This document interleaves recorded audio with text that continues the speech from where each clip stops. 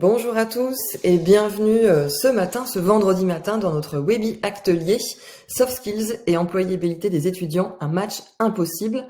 On va vous donner au cours de ces 30 minutes plus 15 minutes de questions-réponses les 3 clés de réussite pour favoriser l'employabilité des étudiants dans le monde du travail. On vous laisse vous connecter tranquillement. On a déjà un petit peu de monde avec nous. Prenez votre café, voilà.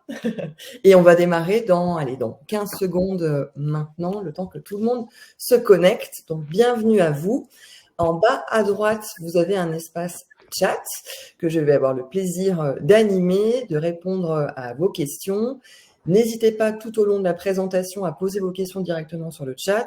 J'interrogerai soit Aurélie, soit Vincent pour qu'ils puissent vous répondre en direct et on aura bien entendu un temps de réponse à la fin. Vous aurez aussi en bas à droite 2 sondages en toute fin. Je ne vais pas dévoiler les questions, mais l'idée c'est de vraiment participer et voir avec vous si vous avez apprécié ce moment. Et donc, si tout le monde est connecté, on vous propose de commencer ce Webi Atelier. Alors, du coup, je me présente d'abord, c'est pas très poli pour Aurélie et Vincent.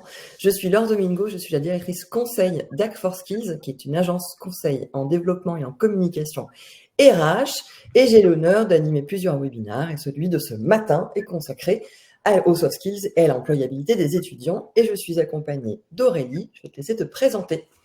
Très bien. Moi, je suis Aurélie. Je travaille et chez Saven et pour Act4Skills. Et ma mission, c'est de former et d'accompagner les utilisateurs sur la notion de soft skills. Et on est aussi aujourd'hui accompagné de Vincent, avec lequel je travaille depuis maintenant 1 an et demi. Bonjour à tous. Alors, donc Vincent, je suis consultant formation et carrière à l'ESUP sur le campus de Lyon depuis maintenant 2 ans. Et donc, j'utilise l'outil Saven depuis quasiment 1 an et demi, un peu moins, un peu plus. Voilà, on ira dans le détail un peu plus tard, je pense. Voilà. Parfait. Merci Vincent.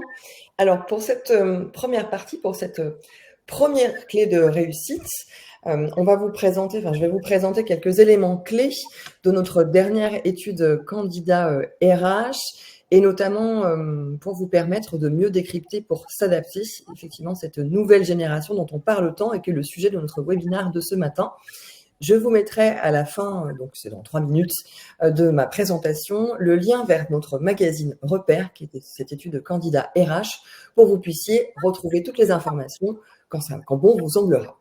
Donc la première clé de réussite, c'est mieux décrypter pour s'adapter. Et effectivement, comme je vous le disais, ce magnifique magazine Repère que vous voyez sur cette diapositive à gauche recense notamment les attentes et tout ce qui se passe dans l'esprit de nos chers candidats, mais aussi des entreprises en face.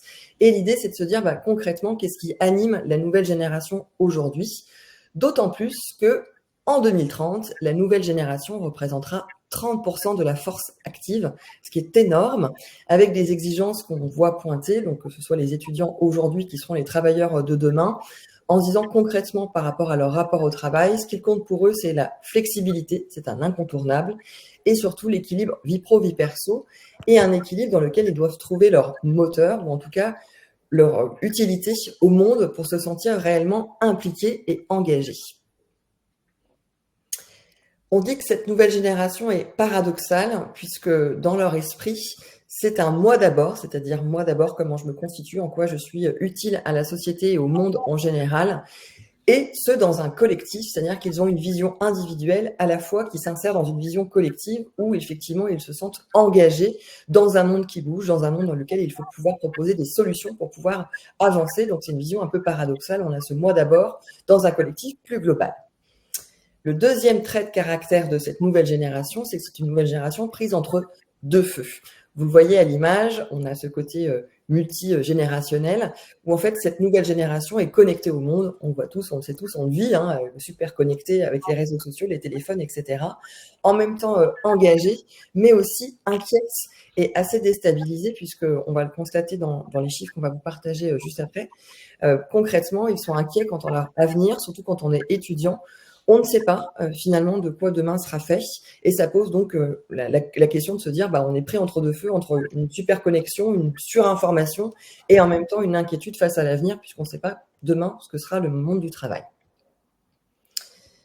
Dernier élément, on pose aussi la question, comme ça met bien d'entrée le sujet, le niveau de confiance de ces étudiants de cette nouvelle génération dans le système éducatif.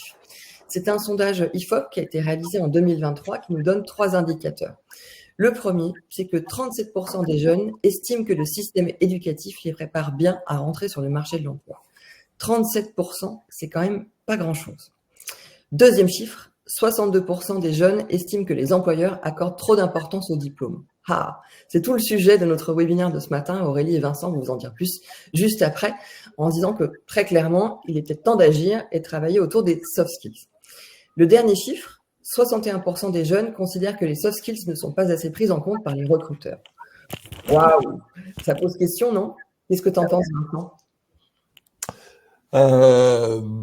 Je pense que nous on propose justement des diplômes, donc on n'a pas forcément intérêt à forcer sur le fait qu'on peut se passer de diplôme, mais très clairement les étudiants sont aujourd'hui, à mon avis, alors ils peuvent évoluer dans les années qui viennent, mais très clairement ils sont à la croisée des chemins, partir sur une formation. Alors nous on fait des formations au départ assez courtes puisque c'est on commence par des BTS de 2 ans, donc ils sont quand même toujours à l'écoute des évolutions du monde, mais aussi des évolutions du marché du travail, et par conséquent, ils peuvent aussi se réorienter assez facilement. Et c'est à ce titre qu'on envisage aujourd'hui d'utiliser l'outil Saven pour justement voir quels sont leurs soft skills dans des métiers auxquels ils s'intéressent, mais dont ils ne sont pas complètement sûrs de savoir qu'ils ont les compétences, donc, et aussi donc, ces agilités-là.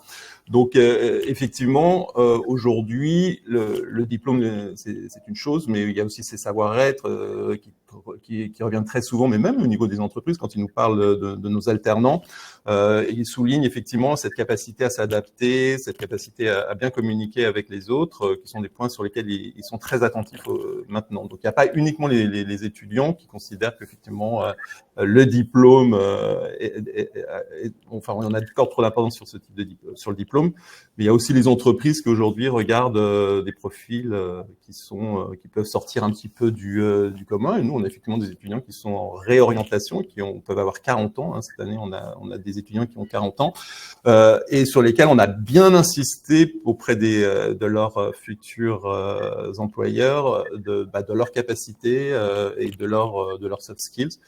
Et c'est un risque pour certaines entreprises, mais c'est un risque qui a été payant puisque ces étudiants ont pris leur poste de manière très efficace et tout le monde est très content aujourd'hui. C'est top. Donc, ça veut dire une vraie prise en considération. Et du coup, tu vas tout nous expliquer tout à l'heure sur l'accompagnement notamment de Saven et la prise en considération massive par les UP de la partie soft skills pour l'employabilité des jeunes. Donc, ça, c'est top. Tu vas nous dire tout ça tout à l'heure. Aurélie, je te laisse la main. Allez. Alors, est-ce que finalement, il n'y a pas une question de nécessité et de préparation? Le premier chiffre, il vient d'une étude de la Rocket School en mars de cette année, qui est assez violente quand même, qui dit qu'aujourd'hui, 8 salariés sur 10 pensent que les soft skills devaient être pris en compte dès l'orientation professionnelle des jeunes étudiants. Donc, ces salariés sur 10, globalement, ils ont été étudiants il y a un petit moment, et sans doute que la notion de soft skills, elle n'était pas aussi présente qu'aujourd'hui. Mais ce qui est un peu compliqué, et pourtant moi aussi j'ai travaillé dans le domaine de la formation, c'est qu'aujourd'hui il y a quand même 56% des étudiants qui estiment que les conseils qu'on leur donne en termes d'orientation professionnelle pendant leur cursus scolaire, et ça c'est un sondage de l'IFOP qui date de 2020, donc peut-être qu'en 3 ans ce chiffre a baissé, mais d'après moi il a plutôt augmenté, dit que finalement les conseils qu'on leur donne ne sont pas suffisants, ou en tout cas ne sont pas raccords avec leurs attentes. Alors, c'est un sondage qui parle de l'orientation aussi bien au niveau du collège et du lycée que des établissements de l'enseignement supérieur. Mais moi, ça fait longtemps que je travaille dans le domaine de la formation. Ça fait un petit moment maintenant avec les UP, et on sent aussi que les écoles ont compris que finalement, il suffisait pas juste de trouver un étudiant, mais il fallait aussi être là pour l'accompagner, le faire grandir aussi bien sur son projet que sur son soi personnel, son soi de qu'est-ce que je vais devenir moi en tant que futurs professionnels, parce qu'on a vu qu'ils sont quand même très inquiets, et on peut comprendre, sur leur avenir professionnel. Parce que même nous qui ne sommes plus très jeunes, et pas alternants, et pas étudiants, il y a des petits moments d'angoisse quand même. Donc on peut comprendre que cette génération-là, elle soit assez perdue. Alors, il est temps d'agir. C'est le but de ce Webi Atelier, parce qu'en effet, 85% des emplois occupés n'existeraient pas encore.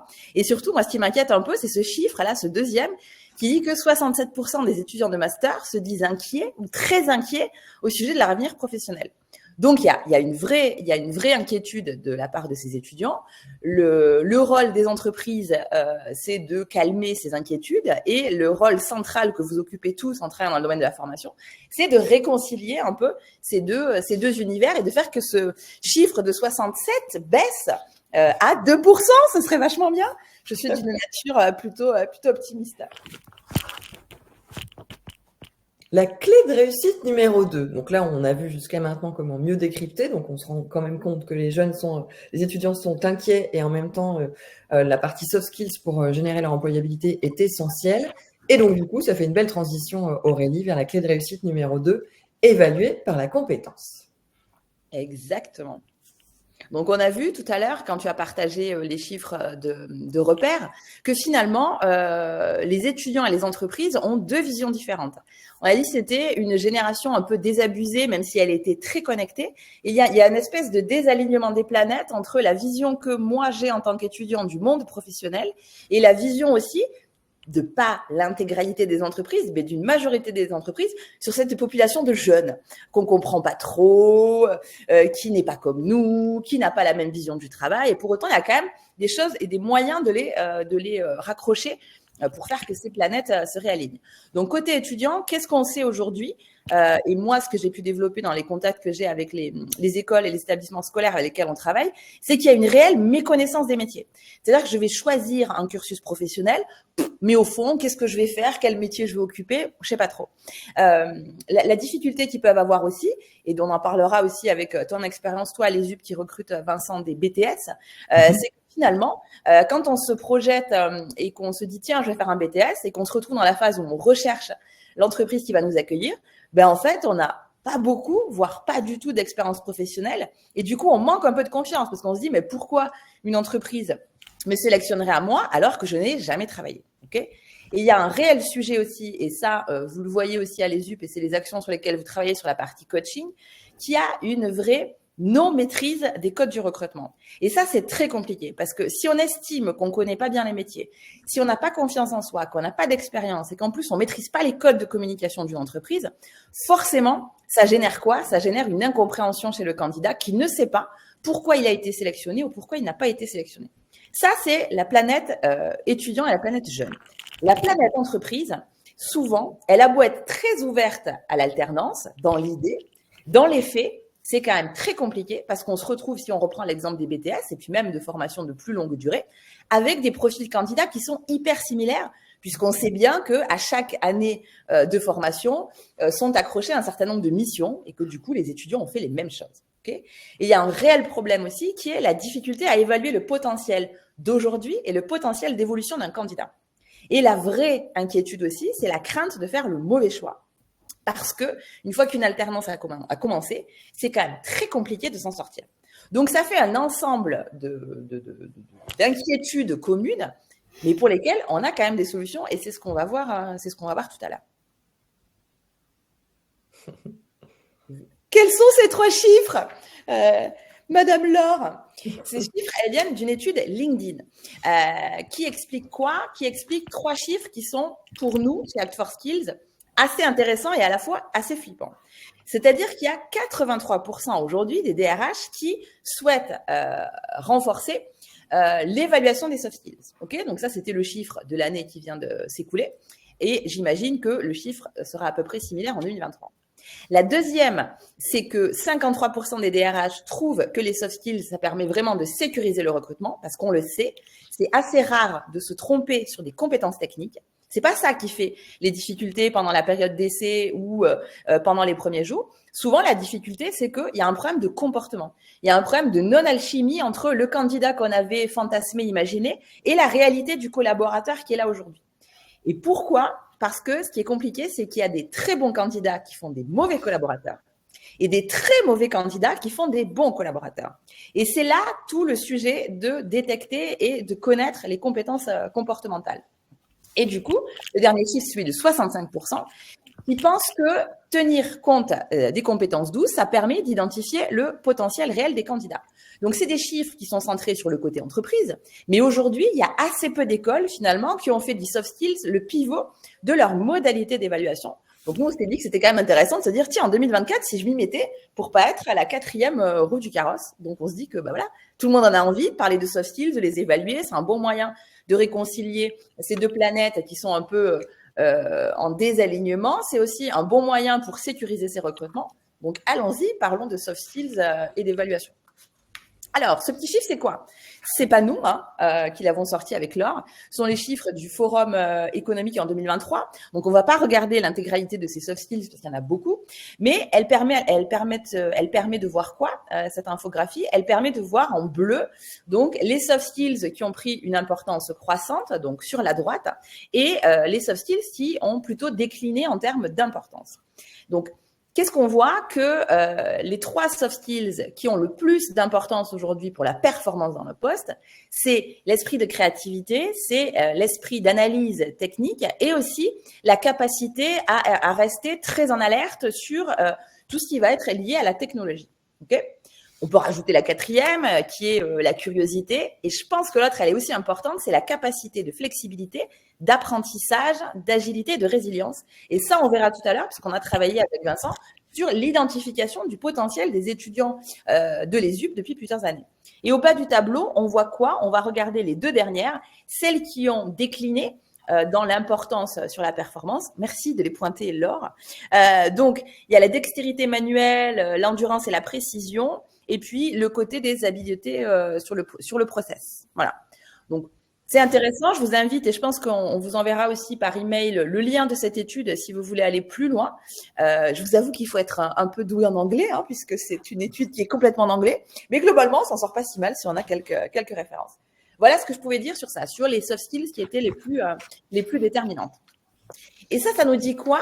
Ça nous dit quels sont les soft skills qui sont attendus par les recruteurs. C'est bien ça, Laure. Tout à fait. Exactement. Donc, on voit qu'il y a la capacité d'analyse, la capacité de créativité, la résilience, la motivation, la curiosité, etc. Donc, ça, c'est intéressant de se dire, OK, quels sont les soft skills qui sont les plus représentés aujourd'hui chez les candidats, chez nous en général, qu'on soit jeune, qu'on soit moins jeune, et qu'est-ce que recherchent les entreprises? Et le seul moyen, en tout cas, moi, que j'estime possible pour associer les deux, c'est bien de mettre un dispositif d'évaluation qui permet d'aller donner de la crédibilité, qui permet d'aller donner de la data pour être sûr que on a bien estimé, on a bien imaginé les compétences comportementales de ces candidats. On a une question, Aurélie, et du coup, je répondais au chat en même temps. Adèle qui nous dit comment, en tant que recruteur RH, vous reconnaissez les soft skills, et donc c'est ce que tu vas aborder avec Vincent juste après. Exactement. Via un outil qu'on a conçu et développé depuis une dizaine d'années maintenant. Hop là, on y vient. On y vient. Donc, qu'est-ce qu'on a fait avec Vincent? On a identifié sur les 200 étudiants qu'on a évalués depuis 1 an et demi sur l'ensemble des campus de l'ESUP en France, quels sont les drivers des étudiants au travail. Qu'est-ce que c'est les drivers? C'est ce qui fait que eux et nous, du coup, on est motivés à aller travailler. Qu'est-ce qu'on cherche et quels sont les secrets de notre engagement au travail? Donc, ce qui est important pour les étudiants de l'ESUP aujourd'hui, et on va voir que c'est très en cohérence avec les données du World Economic Forum, le premier, c'est qu'ils puissent exercer leur pensée critique. Alors, ça ne veut pas dire que cette génération va tout critiquer de manière négative, parce que c'est un peu l'idée qu'on a de « oh là, c'est jeune, ils veulent plus travailler, c'est pas comme avant, avant c'était comme ci, maintenant ils sont comme ça, etc. etc. » Pas du tout. La pensée critique, c'est l'importance pour un individu d'avoir la capacité, et qu'on lui donne la capacité surtout, de pouvoir renverser la table, de pouvoir faire des propositions, de pouvoir être proactif dans sa relation au travail. Ça, c'est la pensée critique. Ce qu'il cherche aussi, c'est la coopération. Et ça fait écho avec ce que tu disais, Laure, en intro tout à l'heure, de à la fois le côté un peu paradoxal de moi d'abord, mais pas tout seul. Donc, en effet, c'est le deuxième point. Vous avez les chiffres bruts, et on vous a pas mis le rapport, mais c'est une échelle de valeur sur 5, ok? Donc, ça veut dire qu'à 4,05 sur 5, c'est la pensée critique. À 3,61, c'est la coopération. Et ça fait encore écho avec notre magazine Repère, qui est la recherche de flexibilité. La flexibilité dans la relation au travail, la flexibilité dans l'organisation du travail et donc l'autonomie. Là où il y a des choses à travailler, en revanche, c'est sur ce qui l'est moins. Sur la créativité. à 2,18 sur 5. Alors que l'imaginaire collectif nous fait dire que ces étudiants, comme ils sont ultra connectés depuis la naissance, comme ils sont capables de faire énormément de choses différentes, ils vont rechercher de la créativité au travail. Ben, finalement, c'est pas l'un des principaux drivers. Le sens politique, c'est quelque chose qui est important, mais qui est pas non plus foufou. Et ça, on peut le comprendre parce que si vous repensez à vous, il y a 10, 15, 20 ou 25 ans, suivant l'âge que vous avez, on n'était pas forcément tous branchés sens politique. Et le dernier point, c'est la pensée complexe. Peut-être que aussi pour ces étudiants qui ont déjà du mal à se projeter sur qu'est-ce que ça représente un métier, qu'est-ce que je vais faire concrètement, ben on va pas tout de suite aller chercher à utiliser sa pensée complexe. Et du coup, tout ça, Aurélie, parce qu'on voit cette capture d'écran, et peut-être que ça peut répondre à la question d'Adèle, ça a été obtenu grâce à quoi? Ça a été obtenu grâce à quoi? À ce fabuleux outil, ce n'importe quoi, ce fabuleux outil qui s'appelle Seven Selection et qui est l'outil qu'utilise Vincent, je vais y arriver, et ses collègues de l'ESUP. C'est un outil qui permet d'évaluer les compétences comportementales d'un candidat, que ce soit un étudiant ou un salarié, sur un référentiel métier.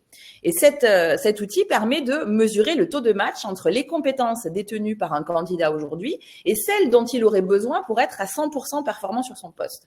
L'objectif avec cet outil, c'est d'aller sécuriser sa décision et de se dire, tiens, ok, ce candidat, il a un bon potentiel, j'ai un bon feeling, même si on sait qu'il ne faut pas recruter ce feeling, mais en tout cas, j'ai une bonne sensation, mais j'ai du mal à objectiver ma pensée. J'ai du mal à sécuriser ma décision. Et donc, l'outil permet de comparer auprès de 200 000 actifs les résultats d'un candidat par rapport à un référentiel de compétences comportementales qui font la performance sur le poste. Parfait, très bien. Je trouvais que c'était important que tu fasses cette transition. Et donc, du coup, Vincent, ça va être à toi. La clé de réussite numéro 3, c'est qu'effectivement, avec un système d'évaluation qui soit présent dans les écoles à destination des étudiants, ça permet de faire la différence pour créer la préférence. Et tu vas nous parler de ton expérience, Vincent, avec l'implémentation de Saven à l'ESUP. Absolument. Donc, alors nous, principalement, l'intérêt de l'outil, c'est très vite dégagé pour tout ce qui peut être alternance, et notamment pour placer des jeunes dans des entreprises, des jeunes qui, comme on l'a souligné tout à l'heure et comme Aurélie l'a évoqué, c'est très peu d'expérience professionnelle, si ce n'est ce fameux stage de 3e, et encore, certains l'ont pas fait à cause du Covid, rappelez-vous. Donc, on est dans une logique où il faut donner confiance à ces jeunes. Et donc, on organise des séances de coaching précisément pour justement leur parler de comment se passe un recrutement, quels sont les outils qu'on peut utiliser, comment on présente sa candidature et surtout pour leur donner confiance en eux. Alors, dans un premier temps, on faisait ces séances de coaching et puis est arrivé l'outil Saven et c'est quelque chose qu'on évoque très clairement dans ces séances de coaching en leur disant, eh bien, à l'issue de cette séance, vous allez recevoir donc un test à faire qui est rapide, bien sûr, toujours insister sur le côté très rapide et aisé du test, qui va mettre en avant vos compétences, vos qualités, vos savoir-être dans le cadre d'un job bien précis, celui que vous visez quand vous allez postuler. Donc ça, le message passe assez bien. On retrouve assez peu de résistance des étudiants, puisque très clairement, on leur dit dans les séances de coaching, les entreprises, vous avez besoin d'une entreprise pour faire votre alternance, mais les entreprises ont aussi besoin de vous en tant qu'alternant. Vous avez des compétences qu'il faut savoir mettre en valeur, notamment lors des entretiens.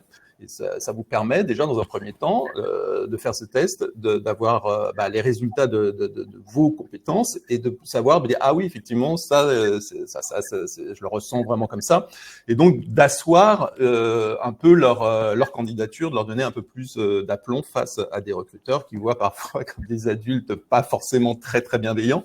Donc voilà, donc ça tout le monde n'est pas comme ça, mais une partie quand même est assez timide en entretien. On en reviendra parce que j'ai eu un exemple précis à donner. Donc ça, c'était très clairement pour le passage en alternance. Donc, à partir du moment, moi, j'ai des étudiants qui postulent aux offres de nos entreprises partenaires.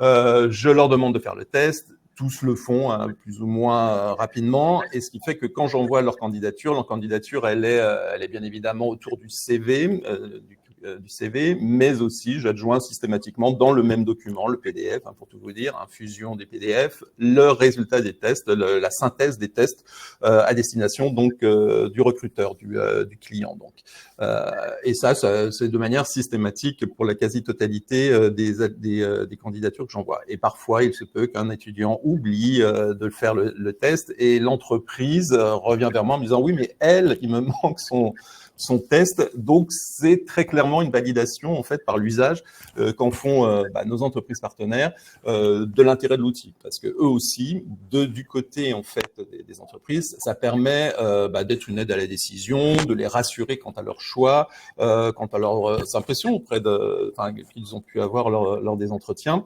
Parce que là aussi, pour eux, c'est terra incognita, des pages blanches au niveau professionnel. Alors, certains ont quelques petits jobs à faire valoir, mais globalement, effectivement, l'enjeu, c'est qu'on n'a pas d'expérience en face et il faut essayer de détecter en fait la pépite, parce que tout le monde est à la recherche de la pépite, bien sûr. Et là encore, on en parlera avec un cas plus précis qu'on peut évoquer d'ailleurs dès maintenant. Oui, ouais, tu peux. Du Ouais. coup, ce que je voulais dire, en fait, quand on s'est rencontrés pour préparer ce webinaire et puis pour d'autres actions qu'on va avoir en commun sur 2024, c'est que finalement, Savon, c'est vraiment arrivé dans votre relation commerciale des deux côtés, commercial côté entreprise et commercial côté étudiant. Parce que les étudiants aussi, c'est des candidats comme les autres et que du coup, ils sont peu captifs. Ils sont pas forcément fidèles à l'organisme de formation avec lequel ils ont démarré leur process. Mais du coup, ça a vraiment joué le tiers de confiance pour restaurer la confiance d'un étudiant par rapport à un établissement de formation et d'un étudiant par rapport à une entreprise et inversement, c'est ça? Exactement, oui, c'est aussi un outil de différenciation par rapport à la concurrence. Donc, le fait d'apporter ce service en plus auprès des entreprises, c'est une évidence. Et puis pour les étudiants aussi, ils s'aperçoivent que on s'intéresse aussi à eux, qu'on met en place des outils spécifiques qui permettent de confirmer leur orientation aussi. Donc des deux côtés, en fait, c'est gagnant-gagnant. Et à partir du moment où on l'utilise, on avait mis un peu de temps, au tout début, parce qu'on avait énormément à l'époque de contrats à faire, etc., etc. Mais dès qu'on a commencé à l'utiliser, on s'est aperçu effectivement que les retours étaient très positifs des deux côtés, des deux côtés, aussi bien étudiants qu'entreprises. Donc très clairement, alors moi, mon premier succès avec Savon, c'est quasiment l'une des premières fois que je l'ai utilisé. C'était en fin de campagne. C'était pas la première fois, mais en tous les cas, j'ai insisté particulièrement auprès d'une entreprise. J'avais un super étudiant au niveau académique. En plus, il avait un bon relationnel. Simplement, il était ce qu'évoquait tout à l'heure encore Aurélie, un très mauvais candidat, et ça revenait. Donc, il a fait toute la campagne depuis le mois de mars jusqu'au mois de septembre à passer des entretiens. Je poussais sa candidature régulièrement, mais ça suffisait pas parce que globalement, en entretien, il perdait un peu ses moyens et ce manque de confiance était patent auprès des entreprises qui n'ont pas voulu prendre le risque d'embaucher quelqu'un qui pourrait éventuellement se révéler être une pépite, mais qui, le jour de l'entretien, n'était pas du tout une pépite. C'est quelqu'un qui bredouillait assez facilement, etc., lui-même, rougissant, etc. Enfin, une timidité. Et voilà. Et donc, on est plutôt en fin de campagne. Lui, il se résout à s'inscrire chez nous en initial et se dire, je tenterai ma chance un peu plus tard ou peut-être l'année prochaine quand j'aurai plus d'assurance quant à notamment aux acquisitions techniques et professionnelles des cours qu'on allait lui dispenser. Et puis, donc on avait une entreprise partenaire qui était toujours un peu indécise sur ses choix, qui s'appelle Air Liquide et qui cherchait donc un alternant et qui revient vers nous en disant est-ce que vous n'aurez pas un profil. Donc j'ai insisté en disant écoutez, là cette fois-ci je peux vous proposer en plus un test qui va mettre en avant justement ses savoir-être, ses savoir-faire, ses compétences, ses agilités qu'un étudiant n'a pas encore développées parce qu'il n'a pas d'expérience professionnelle, mais lui je crois en lui, je pense que alors là j'ai pris des risques, parce que parfois ça peut mal tourner. Et voilà, donc il a fait un test S7 qui montre qu'il y a vraiment un match avec le job que vous proposez. Et par conséquent, j'aimerais bien que vous preniez connaissance de ce test. Il se trouve que j'avais en face de moi quelqu'un qui avait déjà entendu parler de tests similaires, un peu sur les soft skills, qui était assez ouverte. Elle me dit ah ouais, j'ai l'habitude, je connais. Envoyez-le-moi. Donc on l'envoie.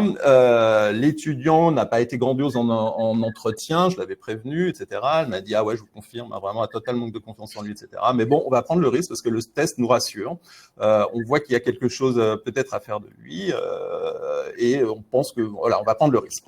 Donc, ils prennent le risque. Et 2 mois après, on avait un événement à l'école qui était un petit déjeuner de tuteur où lequel la tutrice est venue. Et là, devant tout le monde, elle nous dit écoutez, on a découvert notre pépite, on avait pris un risque. Et grâce, en fait, à votre insistance et au fait qu'on avait aussi un outil qui nous a rassurés, aujourd'hui, on est super content de cette collaboration. Et donc, il est maintenant en 2e année. On n'a pas eu le moindre souci avec cette entreprise, ni avec lui, ni quoi que ce soit. Donc, très clairement, là, vraiment, c'est win-win. Donc là, c'est vraiment parti avec un cas qui m'a, moi, totalement conforté dans l'idée de systématiser en fait l'utilisation de cet outil, notamment bien sûr pour du recrutement et pour de l'alternance. Donc ça, c'est vraiment voilà des étudiants qu'on va évaluer systématiquement. Et voilà. Et là, la campagne suivante, on a recommencé. Je l'ai envoyé les tests de manière assez systématique et effectivement, les recruteurs ont apprécié et ont pu faire leur choix. Alors parfois, tout le monde n'a pas le même test, donc certains sont peut-être dans les autres. Ce qui est intéressant, c'est que là, sur les étudiants que toi, tu as évalués, les 222, donc tout à l'heure, je parlais du taux de match, ils ont des taux de match super élevés, c'est-à-dire 77% de tes candidats ont les compétences comportementales des métiers sur lesquels on les a évalués. Tu l'as dit, c'est un test qui est très rapide et qui met entre 8 à 10 minutes. Et l'indice de fiabilité de tes candidats est hyper fort puisque c'est à 4,7 sur 5. Donc, ça veut dire que non seulement il n'y a pas de friction côté candidat, parce qu'ils le passent de manière automatique, et puis ils ont des taux de match un petit peu élevés. Donc, peut-être ce qu'on peut faire alors, c'est avancer sur la partie côté étudiant, avec finalement les bénéfices qu'on retire tous les deux de la collaboration de Saven et du groupe ESUP. C'est côté étudiant, c'est clair qu'ils ont appris sur eux. Et ça, c'est quand même l'élément clé d'un organisme de formation. C'est certes de clôturer sa campagne d'alternance. Je l'ai fait pendant de nombreuses années. Je sais que c'est quand même le challenge. Mais c'est aussi d'accompagner ces étudiants qui vont être les collaborateurs et les acteurs du monde du travail de demain sur la confiance, sur leur apprendre à être différents, leur apprendre à capitaliser sur le potentiel et bien sûr les aider à s'adapter plus facilement dans l'entreprise, aussi bien sur la partie code du début de sa carrière, c'est-à-dire en gros comment ça marche un entretien de recrutement, comment on s'y prépare, comment on communique et comment on travaille en équipe. Et du coup, 92% de ces étudiants, ils sont accompagnés, ils ont gagné dans leur confiance en eux. Et il y a aussi des bénéfices côté entreprise, ceux dont tu viens de parler avec le cas pratique que tu as vécu avec l'entreprise Air Liquide. C'est concrètement, ce que tu as dit là, c'est ça les a aidés à prendre une décision.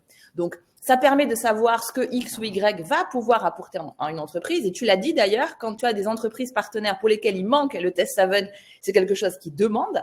Donc, ils se sont habitués, ils se sont confortés à l'idée que c'est important de connaître les soft skills clés. On en a parlé. Tu as parlé aussi de l'agilité, c'est-à-dire quel est le potentiel. On cherche tous la pépite candidat et comment on va pouvoir la trouver, la détecter et l'accompagner. Et aussi, ce dont j'ai parlé moi tout à l'heure, à savoir quelles sont les forces, c'est-à-dire quels sont les drivers de motivation d'un jeune dans son début de carrière et comment moi, en tant que tuteur entreprise, je peux aller appuyer sur ces forces pour non seulement que, il apprenne chez moi, mais aussi normalement, en tout cas moi, c'est ma conception de l'alternance, quand on est le tuteur, on a aussi un rôle d'accompagnateur, de motivateur pour dire, mon petit jeune, tu ne crois pas à l'entreprise ou tu as des difficultés à croire à l'entreprise, ne t'inquiète pas, tu es là pour apprendre, tu es là pour grandir et tu es là pour avoir une carrière qui sera la plus épanouissante possible. Ce qui est intéressant dans ce que vous dites tous les deux, c'est qu'en fait, l'étudiant, homme-femme, et l'entreprise ont entre les mains un rapport de test qui, pour le coup, présente ce que tu as dit, Aurélie,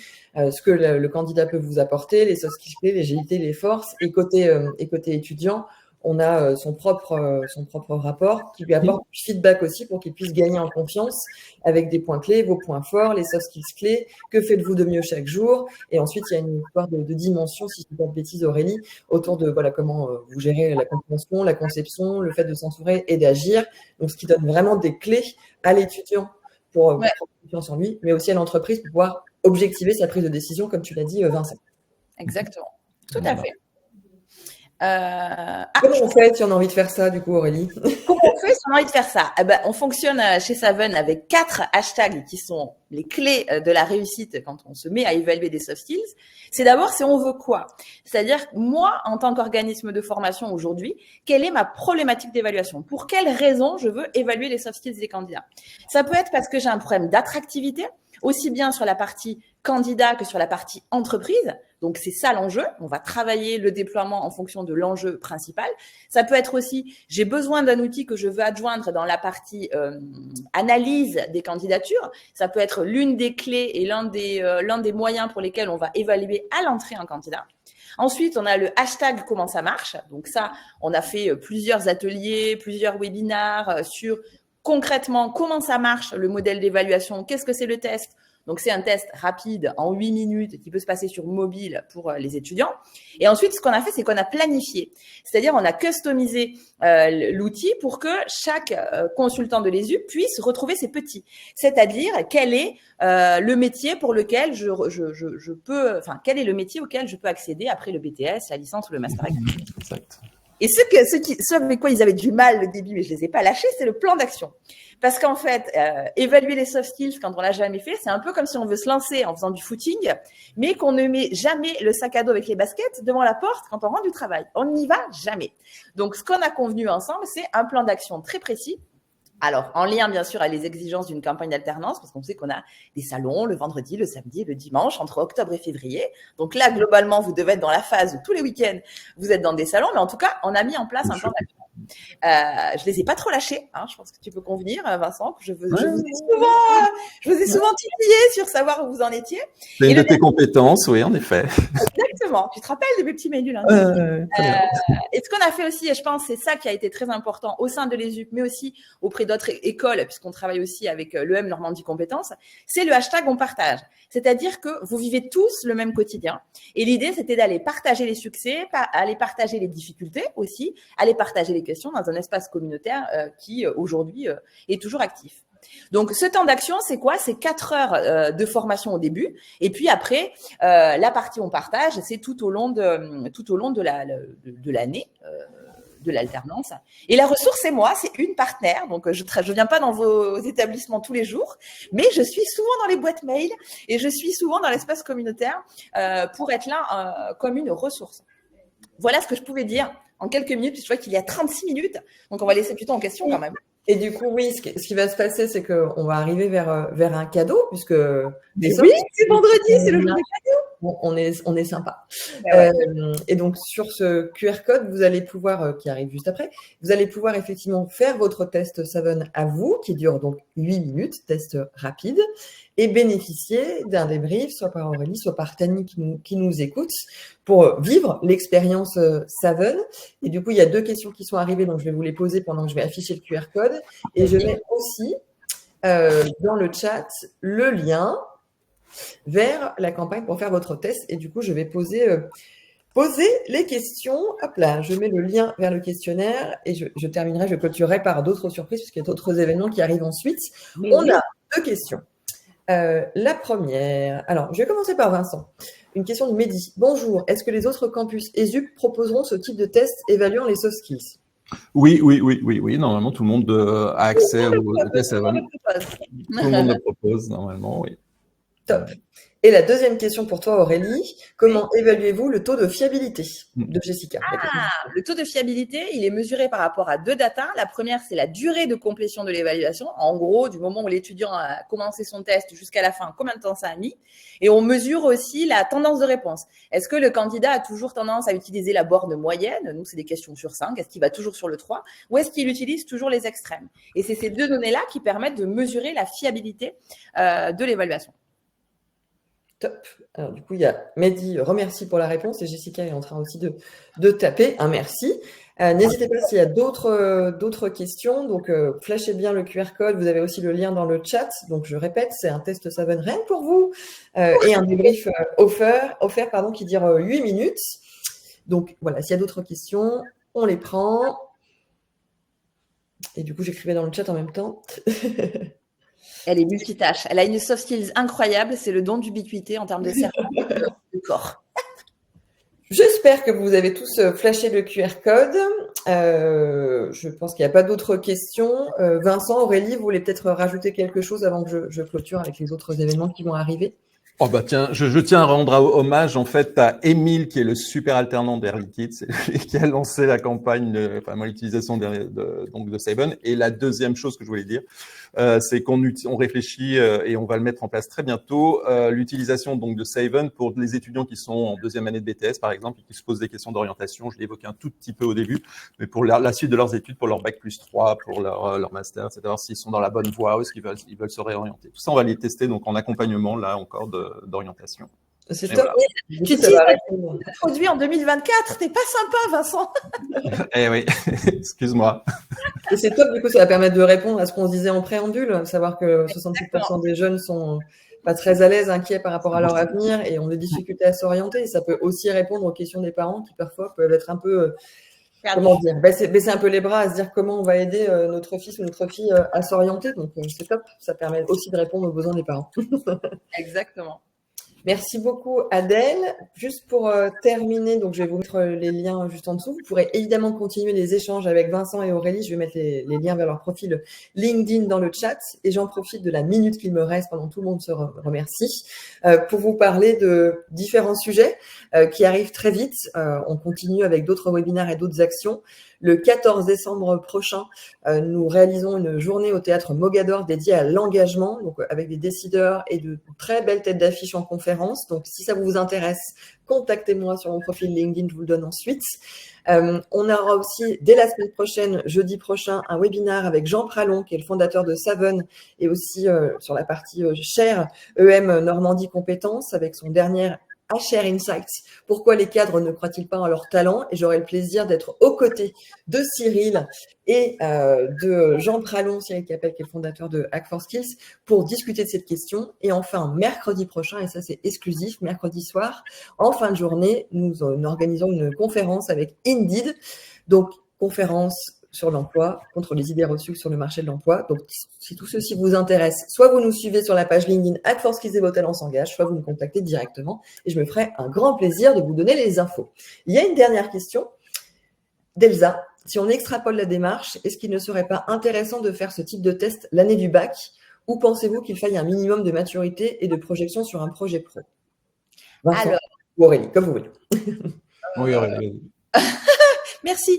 Dès le bac, oui. Je pense que c'est intéressant parce que ça permettrait aussi d'affiner ce moment qui est très compliqué mais aussi très challengeant, celui de admission post-bac, qui rend perplexe aussi bien les enfants que les parents. Pour le coup, c'est des réflexions qui sont quand même en cours et de manière globale sur l'éducation nationale puisque les commissions de titres sur l'enseignement supérieur font qu'aujourd'hui, les établissements d'enseignement supérieur, au-delà des connaissances qu'on délivre en formation, elles sont obligées, pour le renouvellement de leur titre, de réfléchir à la notion de compétence. Aussi bien la compétence métier que j'acquiers pendant la formation que la partie compétence comportementale. Donc oui, les choses avancent. La réforme en cours, aussi bien au niveau de la conférence des grandes écoles qu'au niveau de France Compétences, oblige les organismes pour le renouvellement du titre à adjoindre une réflexion sur la compétence, un référentiel métier, un référentiel comportemental. Donc, on peut présager que ça va décliner un petit peu plus tôt dans la vie professionnelle des jeunes et pourquoi pas en effet dès le bac. Parfait. Pardon, j'écrivais en même temps. Donc, vous avez dans le chat tous les liens vers nos LinkedIn respectifs. Voilà, n'hésitez pas. Elsa te remercie, Aurélie, pour la réponse. Au plaisir d'en parler sur LinkedIn, Elsa, je vous invite à me contacter. Voilà, c'est ça. Et donc là, vous allez recevoir le replay en automatique. Lundi, vous aurez un mail de ma part avec toutes les informations et une jolie infographie qu'on vous prépare. On vous souhaite à tous une très bonne journée. On vous remercie pour ce moment passé et ces questions. Et puis, on vous dit à bientôt. Et bon week-end. Bon week-end à tous et à toutes. Merci à tous.